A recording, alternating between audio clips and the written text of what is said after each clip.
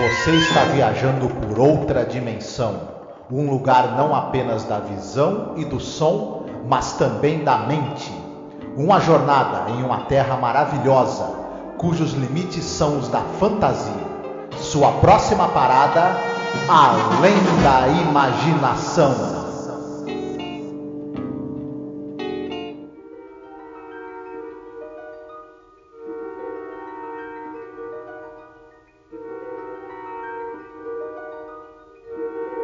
Olá, ouvinte! Seja bem-vindo a mais um podcast sobre a série clássica Além da Imaginação. Eu sou Angélica Hellish, eu estou aqui com meu querido companheiro de gravação, Marcos Noriega.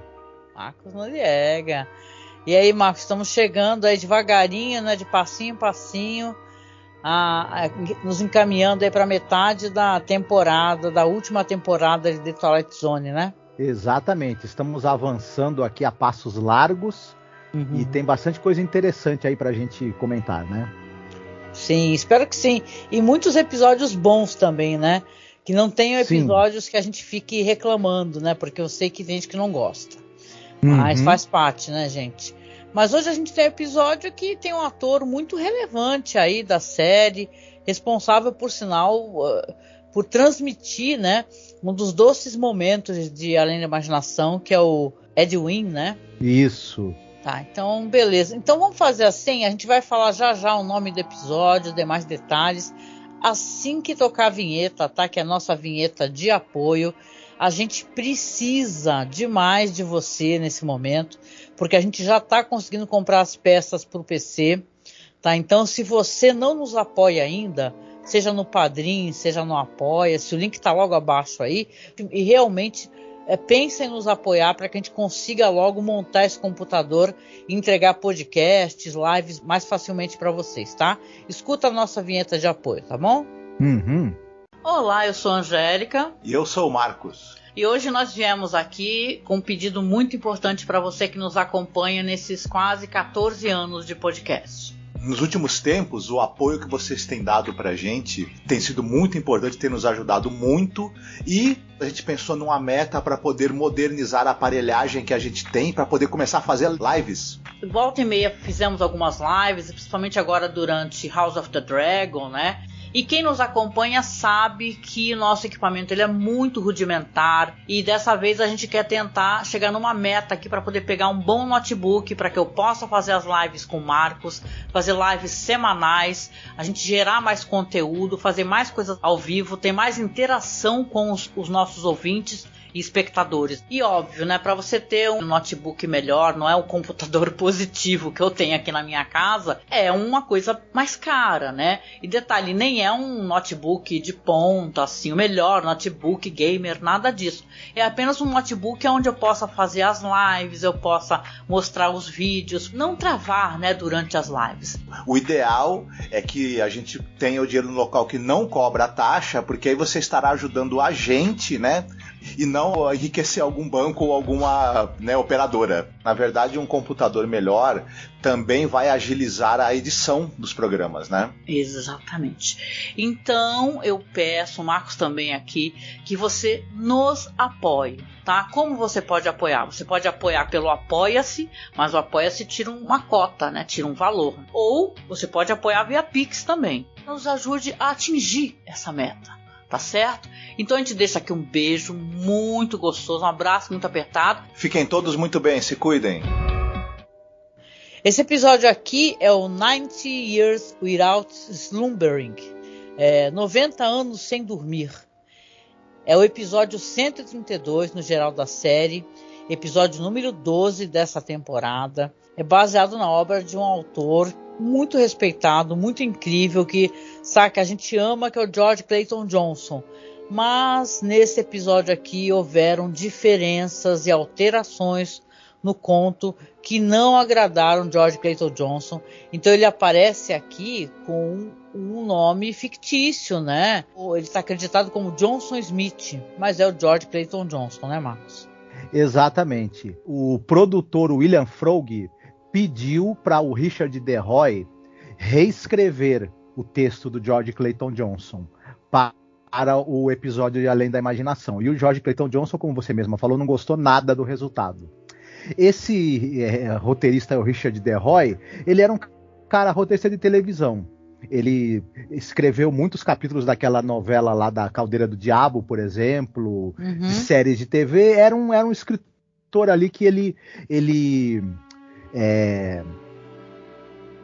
co-escrevia bastante também. Aí o William Froug deu na mão dele e, né, e assim, o George Clayton Johnson é esse cara que é esse monstro, né? É o autor, ele já citou aqui, ele é o roteirista do Fuga do Século 23, 11 Homens e um Segredo, 7 episódios de Além da Imaginação, baita escritor. E aí o cara, né, tem o roteiro dele refeito por um cara que era um escritor de TV comum, assim, o Richard DeRoy não era, enfim. A gente vai falar o que foi mudado aqui, mas assim, vocês vão entender por que ele não gostou. Aí vocês vão concordar, né? Porque o George Clayton Johnson aqui, ele fez um roteiro audacioso, sabe? Uma premissa interessante, né?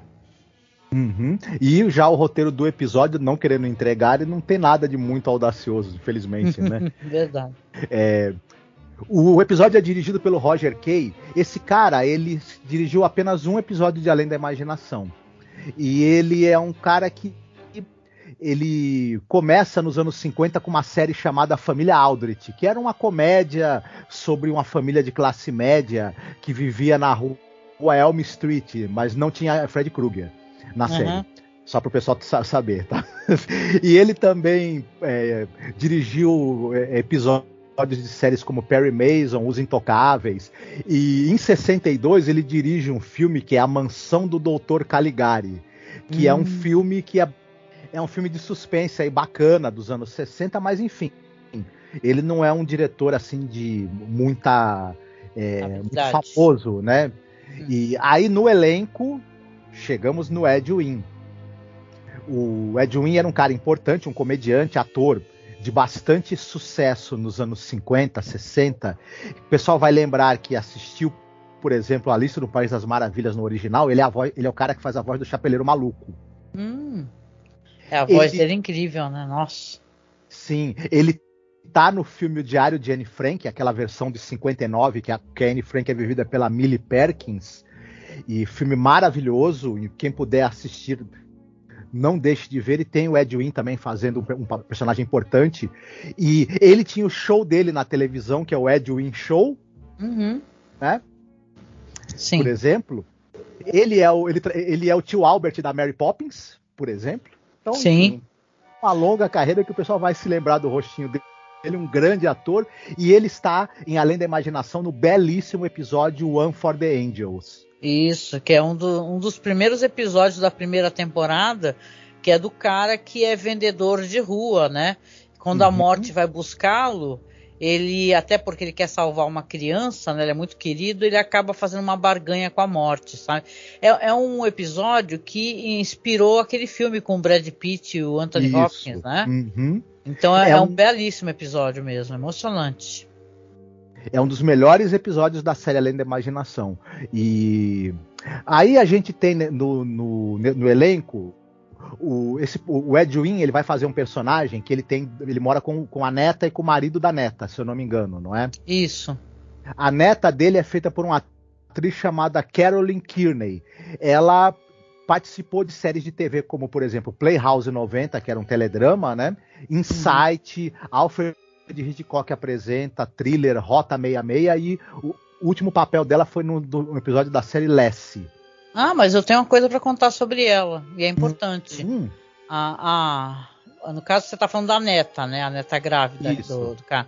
Ela é importante porque o piloto, né? Que na verdade é um piloto não oficial, né? Que tem aquele The Time Element, né? Que saiu no Westinghouse e Desilu Playhouse em 58, que já é roteiro do Rod Serling. Ela faz aqui a esposa do personagem, né? A senhora Janoski, né, e tal. Então ela é maravilhosa. Aqui ela faz um papel bem pequeno e quase apagado, assim, mas o pessoal elogia muito essa aparição dela no The Time Element, que eu vou deixar logo abaixo aí linkado também para quem nunca assistiu, porque às vezes não entra no cânone, né, tipo assim, na coleção, porque é um proto-piloto, vamos colocar assim, né? De Além da Imaginação. Certo. Mas vale muito a pena ser assistido. Foi bom você ter lembrado. Sim. E o cara que faz o marido da neta do nosso personagem principal é um ator chamado James T. Callahan.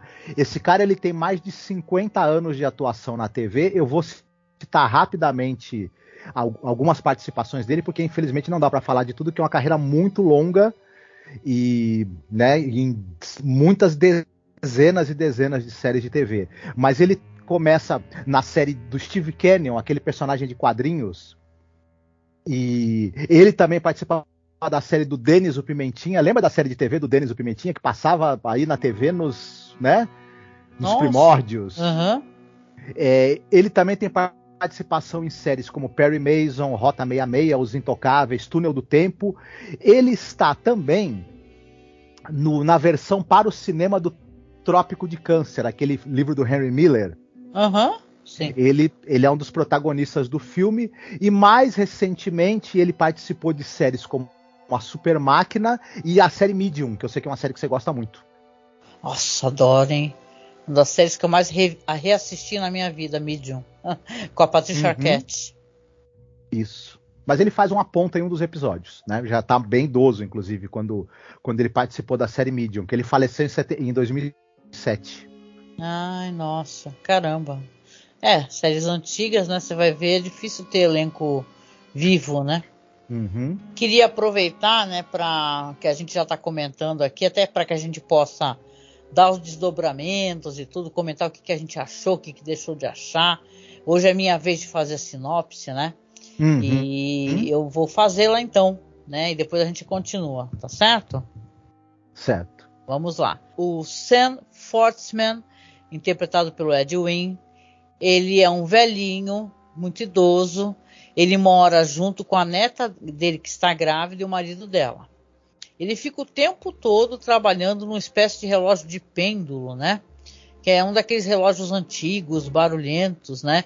E tipo assim, você vê que isso perturba, de certa maneira, a neta, claro, e também o marido, né?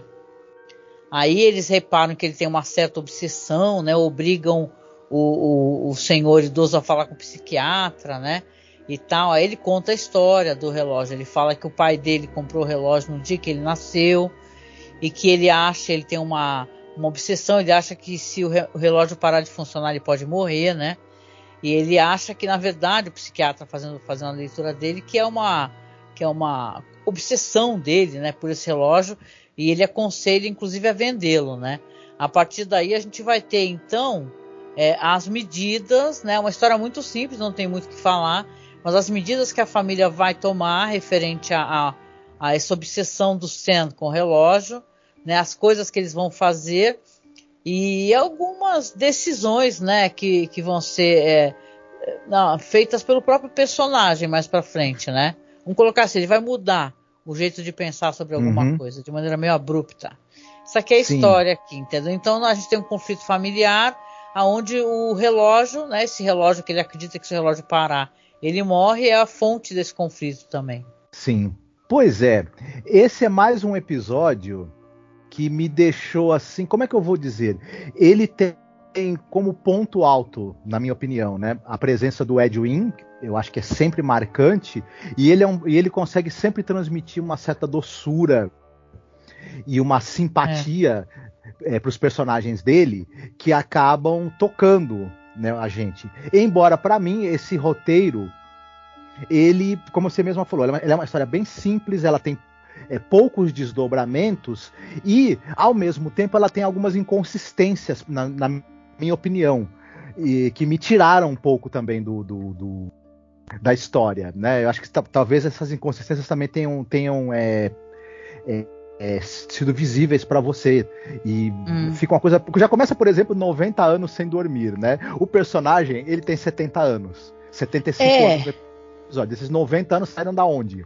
Ele tem 76 anos. Ele diz que o relógio já existia e tal, que tem... É uma história assim, eu não li o conto do George Clayton Johnson, né? Mas dizem que o conto é muito melhor, né? O título, inclusive, vem de uma música, né? My Grandfather's Clock. Não conheço essa música, mas diz que ele fica o tempo todo sofejando essa música, né? O Ed Wynn é como você falou, ele é uma criatura muito doce, né? Ele passava uma doçura, uma verdade, uma coisa... Tipo assim, nem o Ed Wynn, que é um ator tão sensacional, né? Ele consegue salvar esse episódio, porque eu acho que esse episódio ele é muito morno. E ele tem um problema de mudança de ideia do nada do personagem e tal. Um conflito enorme, né? Tem um momento aqui, por exemplo, que aí conseguem convencê-lo e tal, e vão chamar a vizinha, né?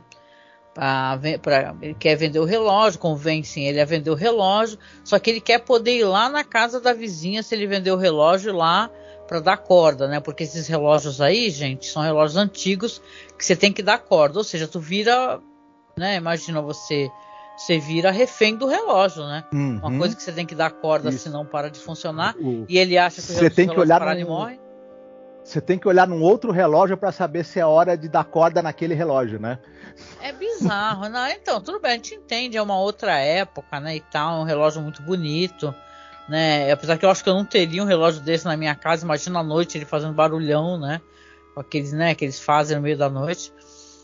Mas o negócio é que isso incomoda muito, né, e tem um momento, e eu até consigo, veja bem, eu consigo, para não ser raso, não fazer uma leitura rasa desse episódio, que para mim esse episódio, o relógio, o inconveniente que o relógio é o inconveniente que o velho é, entendeu? Para eles. Eles são um casal jovem, ela tá grávida, né? Eu nunca esqueço um filme que a gente assistiu, né? No filme não, na verdade uma animação do Satoshi Kon, lembra? Que a menina vai cuidar do velhinho, aquela animação que o velhinho fica todo mecânico, vai incorporando peças mecânicas. Esqueci agora de cabeça, não tô lembrando, mas é maravilhoso. E ela sente muita culpa porque ela foi, mandaram pro asilo a avó, e a avó morreu no asilo, ela ocupou o quarto onde era da avó. Aqui eu acho que se tem um subtexto nesse episódio, é com certeza o transtorno que esse velho causa para eles, né? Porque o cara é super impaciente, o marido, né? Não fala muito nessa questão. Ela é super gentil, super meiga, mas ela também, ela é persistente, ela fica cobrando ele e tal, depois ele vai descer o relógio, por exemplo, aí fica na frente de uma obra de arte deles lá, na escada. Então, eles tomam várias medidas assim, que estão, na verdade, mostrando que é um transtorno aquele relógio. Sim. Mas não é só o relógio que é o transtorno, não é o velho. É o avô que mora junto, entendeu? Tem uma leitura dentro dessa questão aí, tu não acha? Eu acho que sim, porém é aí que começa meus problemas com esse episódio começam um pouco, que ele tem medo, né, que o relógio pare e ele morra, e ao mesmo tempo o relógio é um trambolho ali que atrapalha na casa, e a gente faz essa metáfora, né, de que o incômodo é justamente de ter esse idoso, né, ocupando espaço no casal, na vida de um casal jovem. Por mais que essa metáfora seja até interessante, eu acho difícil ela assim, se sustentar ao longo da história. Ela fica uma coisa meio forçada, porque na verdade eles querem que ele se livre do relógio, mas querem continuar com ele, né? Então, a partir do momento que você tem esse desenvolvimento, que querem que ele se livre do relógio, mas vão continuar mantendo ele, a metáfora começa a perder força. Ele acha que se o relógio parar, ele vai falecer. Então ele tem que estar dando corda. No momento em que ele aceita ir para um psiquiatra, e depois ele aceita, mais para frente, né, vai ter isso, ele aceita vender o relógio, achando que vai poder frequentar a casa da outra pessoa para manter o relógio com corda, para resolver esse conflito, começa a gente a ficar meio assim, né, pensando, né? Diz que a vizinha é uma amiga dela, que ela vai permitir e tal, né?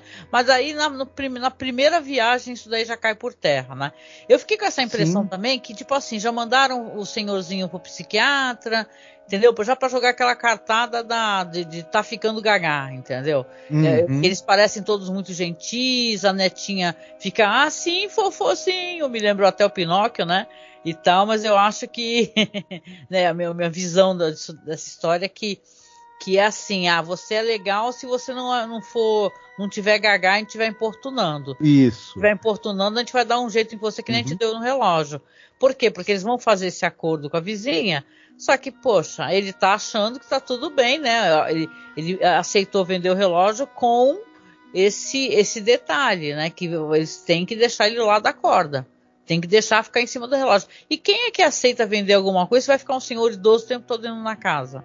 Aí a primeira viagem que eles fazem, que eles são uma viagem meio assim, supetão, né? Ou não, né? Vai saber, né? O que acontece? Ele fica para fora, né? E vai à noite lá para tentar, né? Arrombar a casa, né? O caramba, né? Isso, achando que o relógio vai parar e que ele vai morrer. E é interessante que no começo, quando o relógio é vendido, ele se propõe a ficar indo lá e muito a contragosto, eles acabam tendo que aceitar, né? O casal que fica com o relógio, mas quando vai viajar, não tem jeito. Ele não vai poder. E acaba sendo toda uma situação que... meio constrangedora, né? Ela é uma situação mais constrangedora do que necessariamente algo que a gente fica achando que é um elemento fantástico, interessante ali. Parece realmente uma coisa meio de um apego meio tolo de um idoso. A gente sabe, né, que como estamos em Além da Imaginação, provavelmente o elemento fantástico estará ali, vai funcionar. E aí também que eu acho que quando o elemento fantástico funciona, entra, também tem uma solução fácil demais, no meu entender. Não sei se você vai concordar, vai poder comentar isso. Sim, claro, não, porque quando ele não consegue, a polícia vai lá, né? Ele pensa em arrombar a janela, quebrar tudo, né? E tal, a polícia vai lá, né? Imagina só, a polícia chega entregando o senhorzinho na casa dele, lá falando, ele estava ali tentando entrar na casa da vizinha, né? E tal. Aí já devem ficar pensando, amanhã esse velho tá no asilo, né? E assim, aí ele vai dormir, claro, se ele não pôde dar corda no relógio, você vai ter uma visão dele, sabe? Até uma visão legal, entendeu? Ele saindo do próprio corpo, sabe? Como se a alma dele estivesse saindo com ele. Ele vai começar a debater com a alma dele. Ele vai começar a conversar sobre isso, sobre, sabe, essas questões aí de vida e morte, da ligação que ele tem com o relógio e tal. E vai fazer ali um debate ali até que ele vai mudar de ideia. Que é basicamente isso que acontece no episódio. Isso é muito estranho, a gente pode contar agora, porque ele muda de ideia. Ele acha simplesmente, entendeu, que tem toda essa situação constrangedora, que escalona, que podia escalonar para uma outra coisa, que eu tenho certeza não. Eu li sobre isso. O George Clayton Johnson coloca no conto dele que quando o relógio para, o velho morre. Sim. Entendeu? Agora aqui no episódio, porque tem que ser fofinho, porque tem que ser não sei o quê, não sei por que isso, é estranho, né?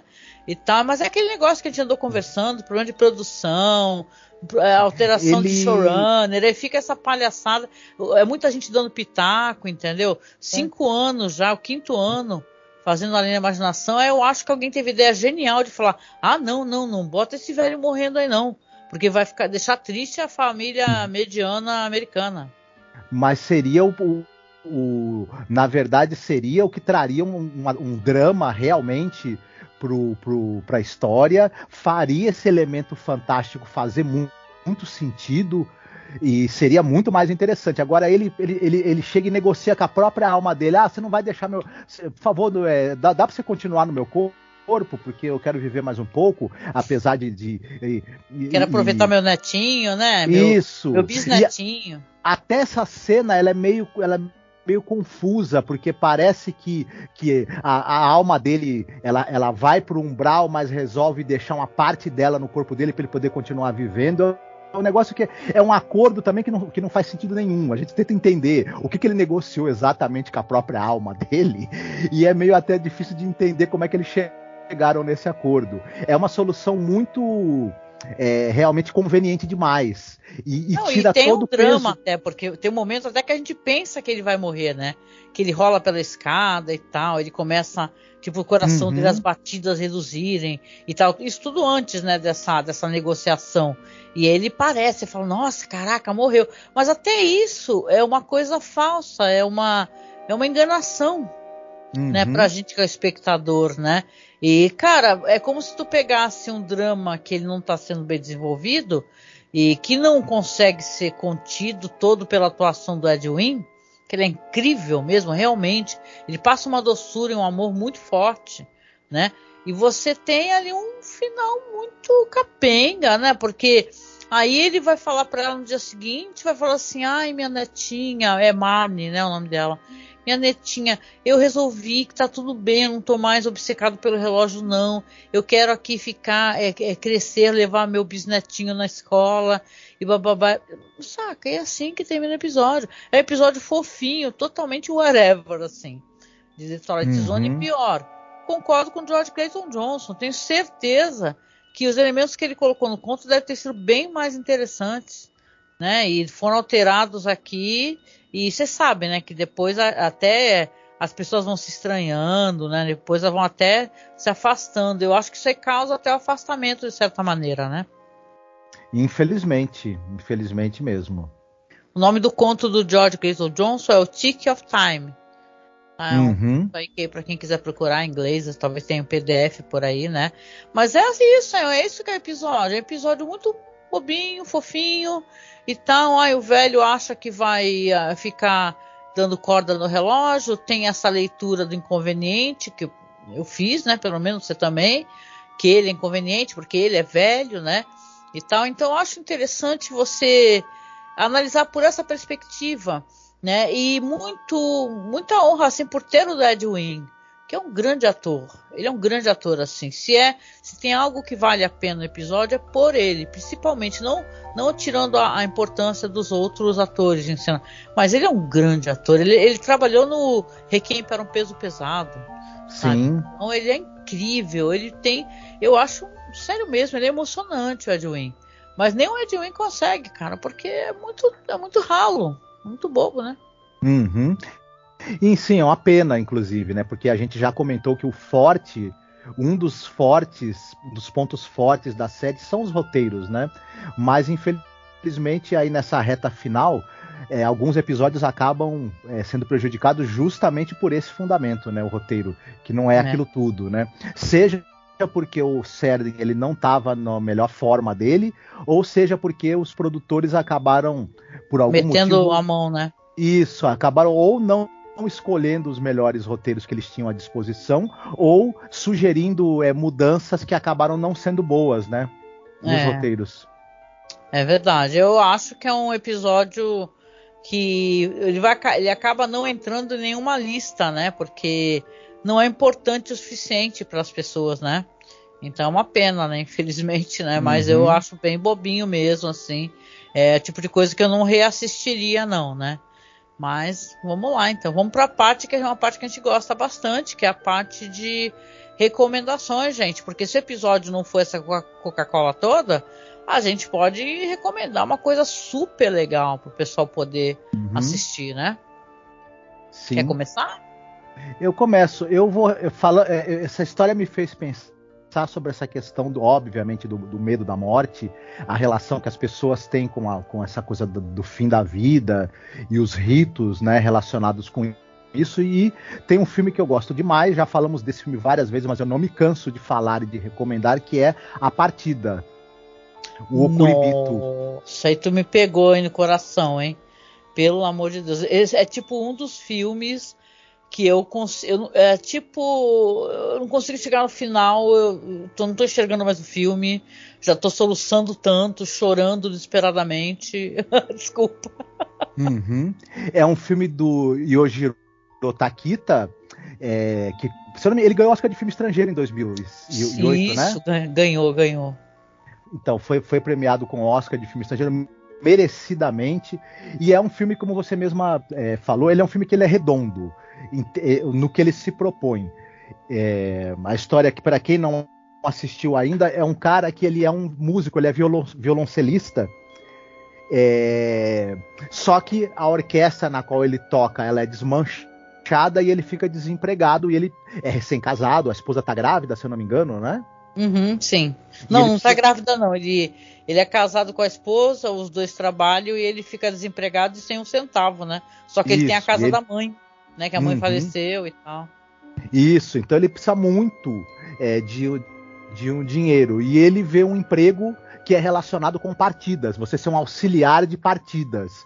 E ele pensa que é alguma coisa de bagagem, né? Isso, de aeroporto. Né? E paga bem, né? Ele fala, eu tô nessa. Chegando lá, ele descobre que, na verdade, você vai trabalhar ajudando a preparar os corpos das pessoas recém-falecidas para os velórios e enterros. E essa é uma profissão que no Japão ela sofre um grande preconceito, é um grande tabu você tabu mexer em corpos mortas, de pessoas. Mas ao mesmo tempo, para as famílias também, na tradição deles, a possibilidade de você velar ali o corpo do seu parente falecido, ele estando higienizado, ele estando tratado para que possa estar apresentável, também traz um alento, também traz uma possibilidade de uma despedida. E esse filme ele acaba sendo uma grande reflexão sobre isso, sobre esse momento do final da vida e da relação que a gente tem com parentes que a gente perdeu. E tem uma parte muito emocionante também do filme em que esse rapaz, que primeiro ele tem muita resistência a se entregar a esse trabalho, mas depois ele vai aprender muito, vai crescer muito como ser humano e também vai ter que utilizar isso com um parente em um determinado momento do filme. É um filme assim belíssimo mesmo. Nossa, sem palavras. Se eu precisasse recomendar um filme assim para uma pessoa assistir sabe, que nem na Máquina do Tempo, né, que ele voltou e pegou 3 livros, né? Se eu tivesse que falar assim, se um filme fosse um livro que ele voltasse para pegar na Máquina do Tempo, para ir para outra época, seria esse filme aqui. Eu já assisti ele muitas vezes, eu me emociono muito profundamente. Ele é de uma beleza estética muito forte, ele é de uma poesia muito intensa, e a questão da morte é uma questão tabu, não é mentira, né? Você tem ali os japoneses, eles não gostam realmente de mexer com os corpos mortos, sem relação com talvez as bombas, né, etc, né? Toda coisa de, você vê, né, a questão até de pele, eles têm, né, uma obsessão com peles sem manchas e tal. Isso tem tudo a ver com as bombas, tenham toda a certeza isso. Então é um tabu muito forte. E ele vai aprendendo, entendendo a força disso daí, porque é um ritual de limpeza na frente de toda a família. Mas não aparece o corpo da pessoa, da falecida. Entendeu? É um ritual muito delicado e cheio de gestual. E é um ritual que, inclusive, ele relaxa o rigor mortis. Falando assim, parece uma coisa meio tétrica, mas ele não tem nada de tétrico. Esse filme ele é de uma beleza estonteante assim mesmo, entendeu? E recomendo do fundo do coração. Tem no YouTube para assistir e nossa, ele é sem palavras, assim, é um dos filmes da minha vida. A Partida, né? Ou é Partidas, não lembro. É o Kuribito, o nome dele no original. Muito bom. Exatamente.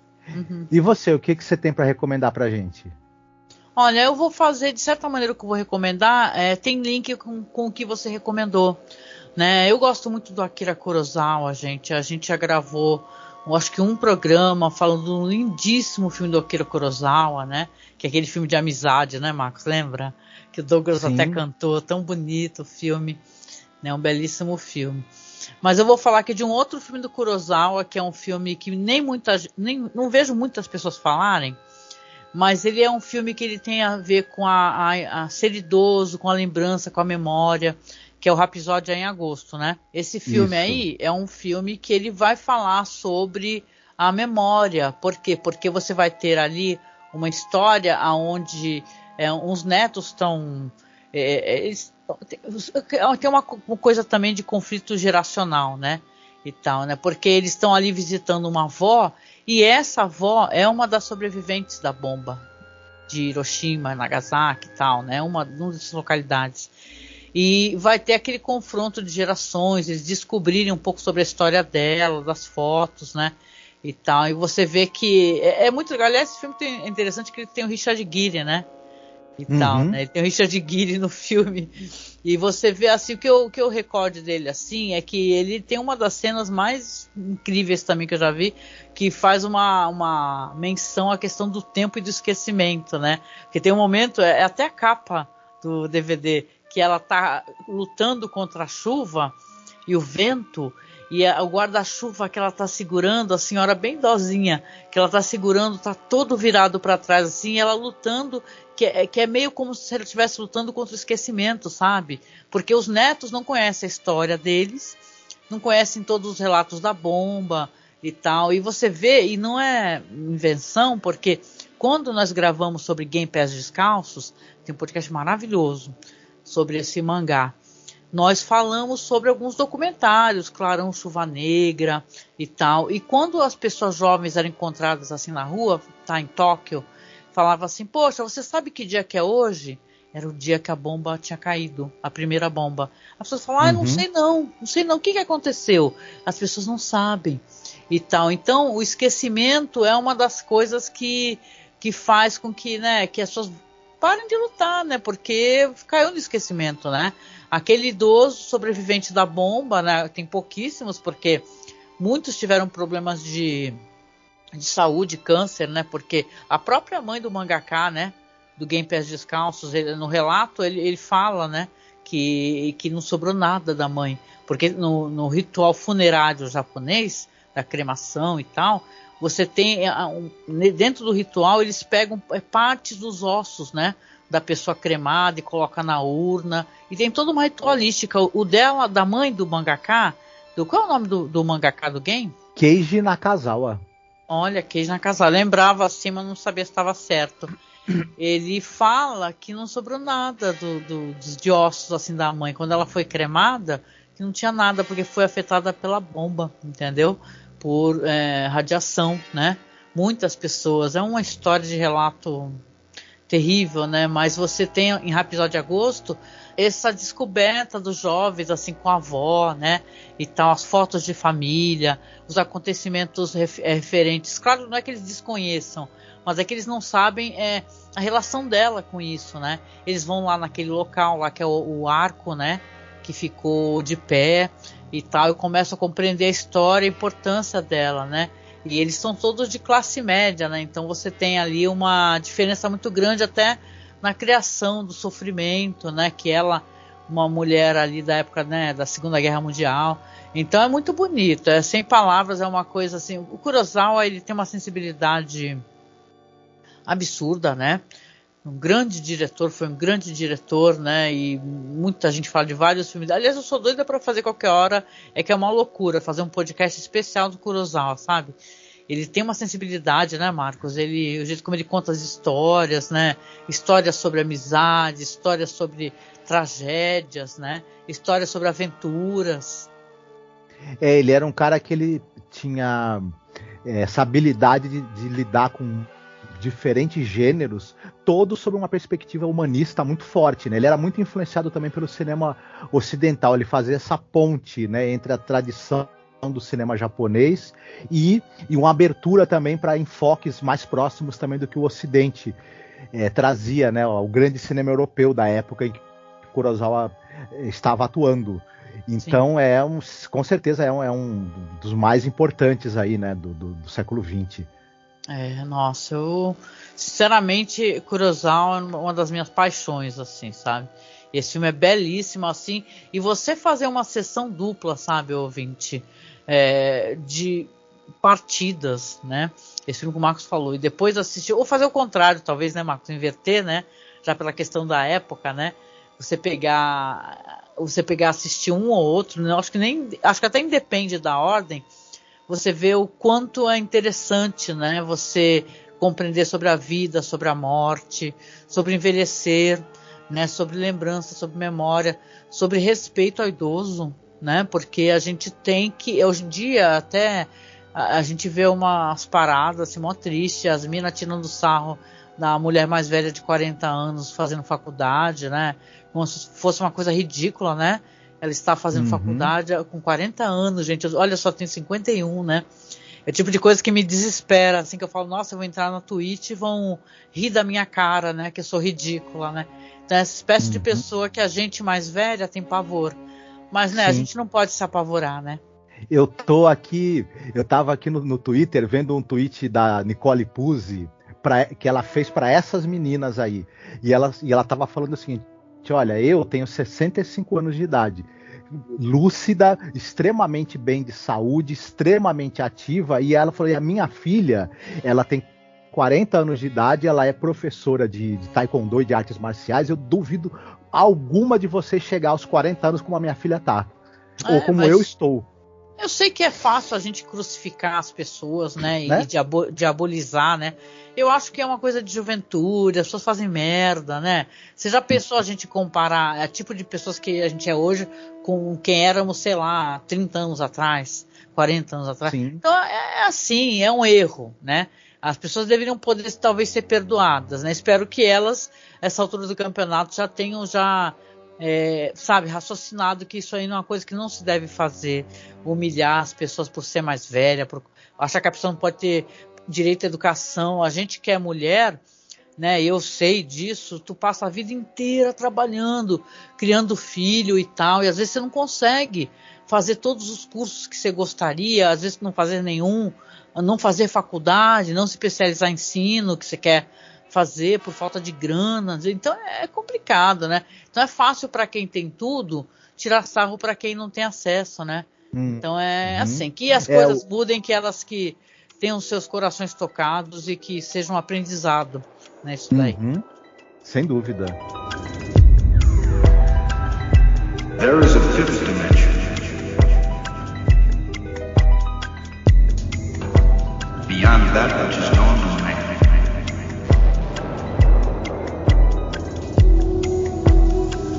A dimension vast as space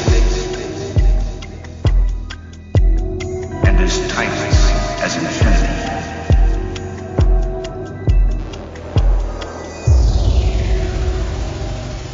É isso, né, gente? Então a gente vem chegando aqui no final do nosso programa, pedindo desculpa. Às vezes a gente se estende um pouquinho e não é nem no episódio, porque eu achei que o episódio foi bem, né? Não foi tão legal, mas às vezes a conversa depois fica melhor e tal. Eu acho que a gente recomendou coisas maravilhosas agora, fomos fundo nas recomendações, então vai ficar tudo linkado na publicação. E antes que vocês perguntem, qualquer coisa é só ir lá no site, gente. É masmorracine.com.br ou masmorracine.wordpress.com. Você vai no Google, coloca Masmorra Cine, que aí já vai ser direcionado a um dos nossos sites. Tá? Ou então nas publicações no próprio Spotify também fica na descrição. É só você acessar os links através da publicação completa, no texto, tá? Então vou deixar tudo certinho para vocês, ou no YouTube também na descrição, tá? E a gente vem aqui, né, se despedindo, agradecendo a companhia, muito obrigada. Então a gente, claro, sempre reforça, por favor, quem puder, participa da nossa campanha, por favor, tá? Pra gente conseguir chegar logo. Eu tô tão agoniada, eu tô tão preocupada, sabe? E agora, a partir dessa publicação, vocês estão vendo que já estou colocando já, inclusive, a imagem da arte que a gente vai sortear, né? Por enquanto só da arte, né? Mas ela vai ser moldurada, bonitinha. É uma coisa feita de coração aqui. O Marcos fez uma arte tão interessante. E a gente vai sortear no final, né? Depois do último podcast, Além da Imaginação, a gente sorteia aqui. Tem tanta gente boa ajudando. Obrigada para quem está ajudando. Se você não pode apoiar por enquanto, compartilha a publicação, tá? Mas se você puder, faz um Pix pra gente, por favor. A gente aceita, tá? O nosso Pix é apoiomasmorra@gmail.com. Vai para uma conta na Caixa Econômica Federal, onde a gente está juntando a grana para ir comprando as peças do nosso PC, para que eu possa continuar fazendo as coisas no computador, que está bem difícil fazer, tá bom? Fora isso, também tem apoio lá no Padrim ou no Apoia-se. Então é só vocês acessarem, vai ficar logo abaixo aí um link, que tem todos os links dentro dele, podcasts, etc, lista de peças, porque meu amigo Alan me ajudou a fazer a listagem, então fica tudo abaixo, tá bom? E claro, tem a questão da música, e dessa vez é você, né, Marcos? O que você escolheu para tocar no finalzinho, lá no MP3? Tem uma música muito bonita do Ataúfo Alves, chamada Na Cadência do Samba, que é uma reflexão assim sobre essa coisa da aceitação da morte, né? E eu gostaria de escutar essa música na voz, se possível, do Noite Ilustrada, que é um sambista e cantor que eu gosto muito. Nossa, meu... É maravilhoso. E, alguém que tem o nome de Noite Ilustrada, cara, Não, e fora que é maravilhoso demais, gente. Vai ficar para vocês no finalzinho. Lembrando que só no podcast, tá? Que a gente coloca. Então você tem que escutar ou no Spotify, ou ir lá no site, endereço que eu mandei. Porque no YouTube não pode. Mas você termina aqui no YouTube e vai escutar lá. A gente deixa o link direitinho aqui no corpo na descrição e fica disponível para você escutar a musiquinha no final, tá bom? E com isso a gente deixa um beijo, um abraço muito apertado. E estamos indo aí, gente. Lembrando para vocês que promessa é dívida, hein? A gente vai fazer um especial sobre a Ida Lupino antes de sair o episódio dela, o The Masks, tá bom? Então vocês se preparem aí, porque nós vamos indicar alguns filmes interessantes para vocês conhecerem a carreira da Ida Lupino. Estou tentando legendar aqui um documentário sobre ela também. Então estamos trabalhando aqui para complementar. Como ela é a única mulher diretora, eu faço questão, falei para o Marcos, da gente ter um especial sobre ela antes do episódio. Ou seja, a gente vai estar falando sobre a imaginação. Quando chegar antes do episódio da Ida Lupino, a gente vai fazer um podcast sobre ela e depois, então, num outro programa, você vai escutar o programa sobre o The Masks, tá? Então, um beijo, gente. A gente se encontra no próximo podcast sobre a imaginação. Fiquem bem, se cuidem. Beijinho. Tchau, tchau. Tchau.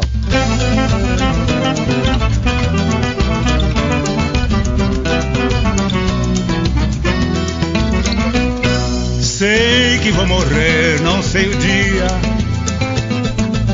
Levarei saudade da Maria. Sei que vou morrer, não sei a hora. Levarei saudade da aurora, mas eu quero morrer numa batucada de bamba, na cadência bonita do samba. Eu quero morrer numa batucada de bamba, na cadência bonita do samba. O meu nome não se vai jogar na lama, diz o dito popular. Morre o homem, fica a fama, mas eu quero morrer numa batucada de bamba, na cadência bonita do samba. Eu quero morrer numa batucada de bamba, na cadência bonita do samba. Sei que vou morrer, não sei o dia. Levarei saudade da Maria. Sei que vou morrer, não sei a hora. Levarei saudade da aurora, mas eu quero morrer numa batucada de bamba, na cadência bonita do samba. Eu quero morrer numa batucada de bamba, na cadência bonita do samba. O meu nome não se vai jogar na lama, diz o dito popular. Morre o homem, fica a fama, mas eu quero morrer numa batucada de bamba, na cadência bonita do samba. Eu quero morrer numa batucada de bamba, na cadência bonita do samba, na cadência bonita do samba, na cadência bonita do samba, na cadência bonita do samba, na cadência bonita do samba.